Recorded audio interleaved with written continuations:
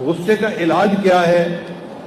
انسان یہ سوچے کہ مجھے قدرت ہے تو میں چھوٹے بچوں پہ ایسا غصہ کر رہا ہوں، اللہ کو تو میرے اوپر بھی قدرت حاصل ہے، اگر اللہ نے میرے اوپر غصہ کر لیا تو میرا کیا بنے گا؟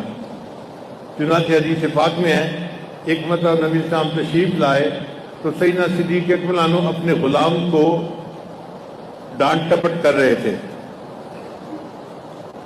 تو نبی علیہ السلام نے آ کر کہا للہ اقدر علیک منہ،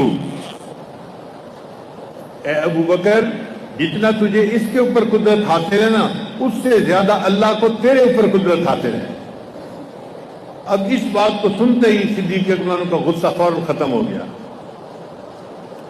تو خامن کبھی بیوی پہ غصہ کرے تو فوراً سوچے کہ جتنا مجھے اس پہ اختیار ہے، اس سے زیادہ اختیار اللہ کو میرے اوپر ہے، اگر اللہ نے میری کوتاہیوں پہ غصہ کر لیا پھر کیا بنے گا؟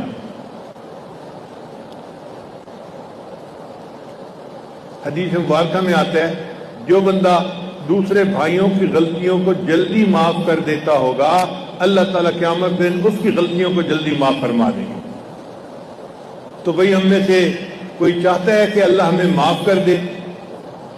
اگر ہم چاہتے ہیں تو ہمیں بھی دوسروں کو جلدی معاف کر دینا چاہیے، بات کا بتنگڑ نہیں بنا لینا چاہیے، یا خواہ مخواہ لڑائی جھگڑا نہیں چھیڑنا چاہیے۔ نبی علیہ السلام نے ارشاد فرمایا میں اس بندے کو جنت کے وسط میں گھر دینے کی ضمانت دیتا ہوں جو جھگڑا کرنا چھوڑ دے اگرچہ حق پہ ہی کیوں نہ ہو۔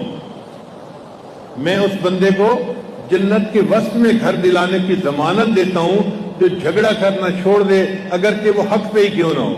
بندہ سمجھتا ہے میں حق پہ ہے اور جھگڑا بڑھاتا رہتا ہے، نہیں، پھر بھی چھوڑ دو، جھگڑا اچھی چیز نہیں ہے، محبت پیار سے امن سلامتی سے رہنا یہ اچھی چیز ہوتی ہے۔